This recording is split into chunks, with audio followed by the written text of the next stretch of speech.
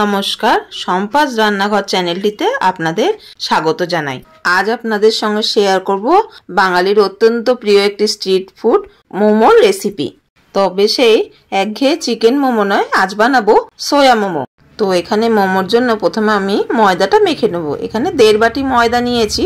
শুধু জল দিয়ে ময়দাটা মাখবো, ময়দাতে কোনো তেল বা নুন দেবো না। ময়দাটা মাখার সময় খেয়াল রাখতে হবে একবারে জল না দিয়ে অল্প অল্প করে জল দিয়ে ময়দাটা মিডিয়াম ভাবে মাখতে হবে। খুব নরমও না আবার খুব শক্তও না। ময়দাটা মাখা হয়ে গেলে একটা কাপড় দিয়ে আধ ঘন্টা ঢাকা দিয়ে রাখুন। এর মধ্যে আমরা পুরটা রেডি করে নিই।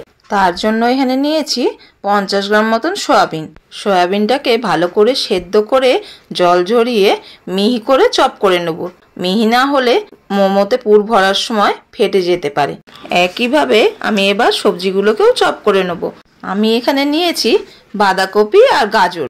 আপনারা আপনাদের পছন্দ মতন সবজি অ্যাড করতে পারেন। আর এরপরে দিয়েছি কিছুটা রসুন আর 10 কোয়া মতন, আর একটা বড় পেঁয়াজ আর কটা কাঁচা লঙ্কা। এটাকেও মিহি করে চপ করে নেব। এরপরে চলে যাই গ্যাসের কাছে। এরপর প্যান গরম করে তাতে 2 চামচ মতন সাদা তেল দিয়ে প্রথমেই দিয়ে দিলাম চপ করা বাঁধাকপি আর গাজরটা। এটা একটু নরম হয়ে গেলে তার মধ্যে দিয়ে দেবো পেঁয়াজ, রসুন আর কাঁচা লঙ্কার মিশ্রণটা। সব একসঙ্গে ভালো করে মিশিয়ে নিয়ে একটু নরম হয়ে গেলে এরপরে আমি সয়াবিনটাও দিয়ে দেবো। সয়াবিনটা দিয়ে সব একসঙ্গে ভালো করে মিশিয়ে নেব। এরপর দিয়েছি স্বাদ মতন নুন, 1 চা চামচ গোলমরিচ গুঁড়ো, 1 টেবিল চামচ সয়া সস, 1 টেবিল চামচ টমেটো সস। এরপরে সব মেশানো হয়ে গেলে 2-3 মিনিট মতন রেখেই নামিয়ে নেব। বেশি ড্রাই করলে মোমোতে জুসি ভাবটা থাকে না। পুর তো রেডি হয়ে গেল। পুরটা নামিয়ে নিয়ে এরপরে আগে যে ময়দাটা মেখে রেখেছিলাম সেখান থেকে ছোট ছোট লেচি না করে আমি এরকম বড় বড় করে রুটির মতন বেলে নিয়েছি। এরপরে আমি একটা গ্লাস দিয়ে গোল গোল করে 4টে কেটে নিয়েছি ওখান থেকে। আপনারা চাইলে কুকি কাটার দিয়েও কাটতে পারেন। এরপরে 2 দিকে ময়দা মাখিয়ে ভালো করে অল্প করে বেলে নেবো হালকা হাতে।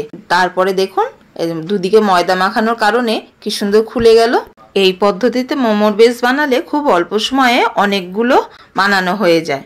ব্যাস, প্রায় 80% কাজ শেষ। মোমোগুলোই পুর ভরে স্টিমে বসিয়ে দেবো। স্টিমে বসানোর আগে পাত্রটা একটু তেল মাখিয়ে নেবো যাতে মোমোগুলো আটকে না ধরে।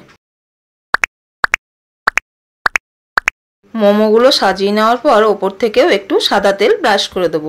এতে করে মোমোগুলো অনেকক্ষণ থাকলেও ড্রাই হয়ে যায় না। ব্যাস, এবার 15-20 মিনিটের জন্য মোমোগুলোকে স্টিম করে নেবো। 15-20 মিনিট পরে একদম দোকানের মতন মোমো রেডি।